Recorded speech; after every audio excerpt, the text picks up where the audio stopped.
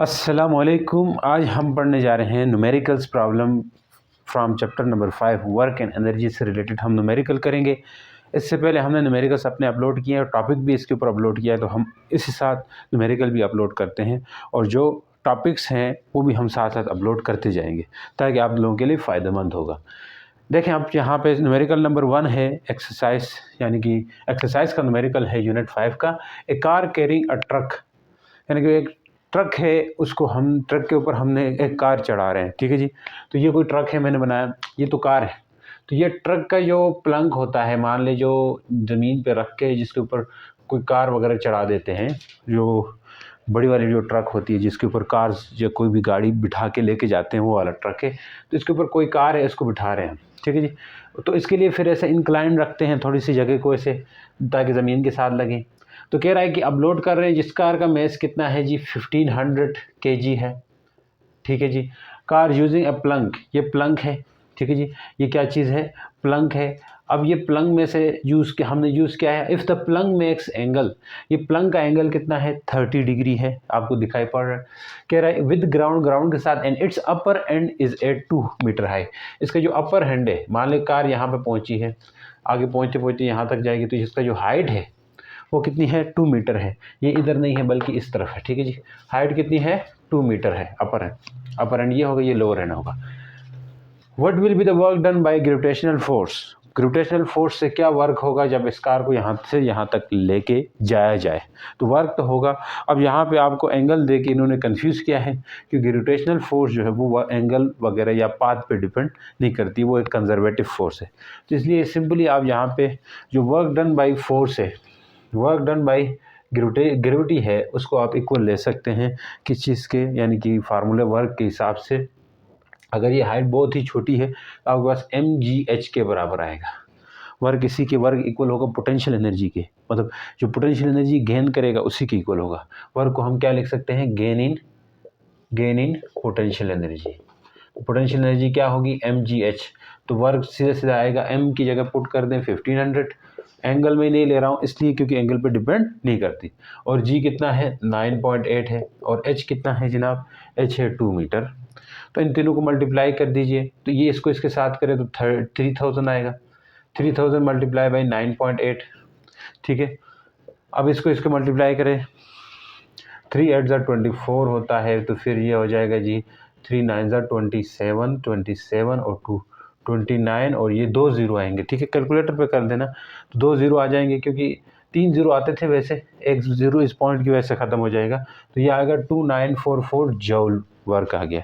Book में आपके 25 kilo joule दिया हुआ है, तो वो आंसर थोड़ा गलत है आपका। सही है जी, थोड़ा नहीं, काफ़ी फ़र्क पड़ रहा है उस पर। तो इसको अगर किलो जूल में करना है तो यहाँ से यहाँ तक लाएँ, 3 डिजिट्स हम लेके आएंगे ना, तो ये कितना आएगा 29.4। 10 की पावर क्या लिख सकते हैं, 3 जूल लिख सकते हैं। अब 10 की पावर 3 को क्या लिख सकते हो जी, किलो लिख सकते हो। क्या लिख सकते हो, किलो जूल लिख सकते हो। तो ये आपके पास किलो जूल में आ गया वर्क डन। समझ आई। अब देखें न्यूमेरिकल नंबर 2 है, इसमें क्या कह रहा है, कार हैविंग, एक कार है जिसका टोटल मेस 1500 kg है, लेकिन इंक्लूडिंग विद ड्राइवर है, ड्राइवर के साथ 1500 किलो बनता है।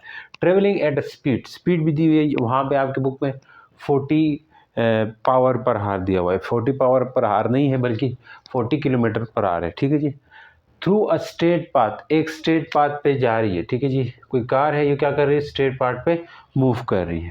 ठीक है, तो इसकी स्पीड कितनी है जी, 40 किलोमीटर पर आवर है, और इसका मैस कितना है जनाब, 1500 kg है ड्राइवर के साथ। ठीक है, through a straight path how much work will be done to stop the car, car को रोकने के लिए, आगे कहीं आके इसे रोकना है। लेकिन इसने कैसे रोका है, if its brakes fail, car के ब्रेक फेल हो गए, इंजन ऑफ हो गया। ठीक है जी, ड्राइवर पे भी तरस नहीं खाया इसने, वहाँ पे क्या हो गया, ब्रेक फेल हो गया कार। तो यहाँ ब्रेक फेल हुआ, इंजन ऑफ हुआ, तो मीन्स यहाँ पे फाइनल वेलोसिटी इसकी 0 होगी। ये इनिशियल वेलोसिटी कहलाएगी जो कि मूव कर रही थी इस स्पीड के साथ। तो हमें SI यूनिट के हिसाब से हमें किलोमीटर पर आवर को मीटर पर सेकंड में करना होगा। तो इसके लिए क्या होगा जी, क्या होगा, डेटा जब आप लिख चुके हो तो ये भी साथ देख लें, मेस ऑफ कार जो है वो है 1500 kg है। में इनिशियल वेलोसिटी जो है वो 40 किलोमीटर पर आवर है, इसको आप मीटर पर सेकंड में कर दीजिए। उसके लिए सीधा सा फार्मूला ये है आपके पास, उसको डिवाइड कर दे 5/18 से। देखो एक तो होता है ना किलो की जगह 1000 लिख देते हैं, ये तरीका भी है, लेकिन इससे भी कर सकते हो। किलो की जगह क्या लिखते हो 1000, नीचे हार्स की जगह 3600 लिख देते हो। इस तरह भी आप कैलकुलेट करके काट के ला सकते हो, लेकिन वो तरीका भी है। 2 0 काट दिए इस तरह, तो ये 400 हो जाएगा। वही हिसाब उधर भी बन रहा है, ठीक है जी, 400 हो जाएगा। तो 40 आ गया, यहाँ पे 10 आ गया और नीचे 36 आ गया, ठीक है। 36 आया, एक एक ज़ीरो अभी भी काट सकते हो। यहाँ 36 है तो क्या करेंगे 2 से, 2 5 ज़ा 10, 2 18 ज़ा 6, तो 5/18 इस तरह आता है, ठीक है। तो अब ये सारा काट कूट के लाने से अच्छा है डायरेक्ट 5/18 ही क्या कर दो, मल्टीप्लाई कर दो, अगर किलोमीटर पर आवर से मीटर पर सेकंड में जा रहा है तो इसलिए क्या करोगे जी, इसको डिवाइड कर दोगे। 5 4 ज़ा ऊपर वालों को मल्टीप्लाई करो तो क्या आएगा 5 4 20, तो एक जीरो जी है तो 200 हो गया और 18 हो गया। अब आप इसको डिवाइड कर दें, 18 को क्या करेंगे जी, डिवाइड करेंगे 200 से, तो 18 1 ज़ा 18 कर दिया। देखो 20 है तो 2 अब भी ज़्यादा है, तो ऊपर से ज़ीरो ले आएंगे, ठीक है। अभी ये मैं डिवाइड नहीं सिखा सकता, आप कैलकुलेटर डायरेक्ट कर दो। अच्छा, तो 18 1 ज़ा 18 हो गया, यहाँ पे फिर से 2 आ रहा है, तो 2 छोटा है तो पॉइंट लगाया 0, 18 1 ज़ा 18 कर दिया, फिर आगे 2 आ रहा है तो 18 1 ज़ा 18, 11.11 मीटर पर सेकंड आ रही है। कितने आ रहे हैं जी 11.11 मीटर पर सेकंड, आगे 1 1 आता जाएगा, ठीक है। तो आप खैर 11.11 तक लिख दें। तो वी एफ इसका क्या है जनाब 0 मीटर पर सेकंड है। समझ आई कि नहीं। हमें क्या पूछा है, calculate the work done find करना है। तो वर्क डन इक्वल हो सकता है चेंज इन काइनेटिक एनर्जी के, या काइनेटिक एनर्जी के चेंज के इक्वल हो सकता है। ये हमने वर्क एनर्जी प्रिंसिपल में पढ़ा था। तो वर्क को किसके इक्वल ले सकते हैं, work done bye all forces, इसको हम लिख सकते हैं चेंज इन काइनेटिक एनर्जी के।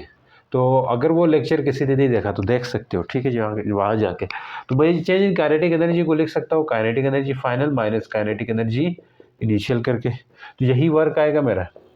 फाइनल काइनेटिक एनर्जी को 1/2 mvf का स्क्वायर होगा जी, इनिशियल को mvi का स्क्वायर होगा। तो फाइनल ये तो ज़ीरो है, तो इसलिए क्या आ जाएगा, यानी कि 1/2 mvf, vf ज़ीरो है तो पुट कर दिया 1/2 m की जगह क्या लिख दोगे जनाब, m है मैस 15 लिख दिया, 1500 लिख दिया। vi कितना है, vi है 11.11 का स्क्वायर है, तो ये सब तो ज़ीरो हो जाएगा, ये सब क्या हो जाएगा ज़ीरो हो जाएगा, ज़ीरो माइनस। तो अब यहाँ पे मल्टीप्लाई डिवाइड वाला काम करें, 2 से अगर डिवाइड करते हो 2 1 ज़ा 2, 2 7 ज़ा 14, 2 5 ज़ा 7 ज़ा 14 हो जाएगा। तो 1 इधर 2 5 ज़ा 10 और 0, ये आएगा 750 मल्टीप्लाई बाई 11.11 का स्क्वायर हो जाएगा। Work done equal to minus 75 into 11.11 का स्क्वायर करोगे 123 पॉइंट समथिंग आएगा। इन दोनों को मल्टीप्लाई करोगे तो आंसर आएगा जो बुक में है, आपके बुक में क्या आंसर है 92.6 किलो जॉल, 92.6 किलो, 6 आ रहा है आगे किलो जॉल क्या हुआ इसमें। तो किलो जॉल कैसे क्या होगा, देखो आगे 3 0 आ रहे होंगे, 92600 होगा इस तरह, ठीक है। 92,600 समथिंग आएगा, तो ये यहाँ तक पॉइंट ले आते हैं, 3 आएगा तो पॉइंट आपके बनेगा 92.6 किलो। किलो कैसे हुआ 10 की पावर क्या लिखेंगे 3, जॉल तो लगेगा ही लगेगा इसके साथ क्योंकि वर्क एनर्जी है। तो 92.6 10 की पावर 3 को हम किलो लिख सकते हैं, ये बन जाएगा किलो जॉल। समझ आ गई जनाब। अब देखें न्यूमेरिकल नंबर 3 है। अब ए बाल ऑफ मैस 100 ग्राम है, एक बाल है जिसका मैस कितना है 100 ग्राम है, तो बाल थोड़ा सा ही होता है, उसका वजन थोड़ा हुआ। तो रिलीज़ फ्रॉम हाइट, किसी हाइट से उसको हमने रिलीज़ कर दिया, मान लो यहाँ से रिलीज़ किया और ये कोई बाल है और इसकी हाइट जो रखी हमने कितनी रखी जनाब, वो 30 मीटर रखी है। आई समझ, 30 मीटर रखी है। अभी बोर हो रहे होंगे, ठीक है ना। तो किताबों से जब भी सबक पढ़ोगे तो इंसान बोर होता है, इसमें कोई वो नहीं है, शक नहीं है। जब भी आप किताब से सबक पढ़ने लगोगे तो बोर हो जाएगा। तो जब ज़िंदगी के अंदर आप सबक सीखने को जाओगे ना, यानी लाइफ जब सबक सिखाएगी आपको तो बंदे को नींद नहीं आती। अभी तो नींद आ रही होगी आपको पढ़ाई करते हुए, किताबों से पढ़ते हुए, तो एक्चुअल में लाइफ में जब जाएंगे वहाँ पर फिर नींद उड़ जाती है बंदे की, ठीक है जी। तो बोर नहीं होना, देखना बस। अभी बॉल ऑफ मेस है 100 ग्राम है, इसका मेस कितना है जनाब 100 ग्राम है।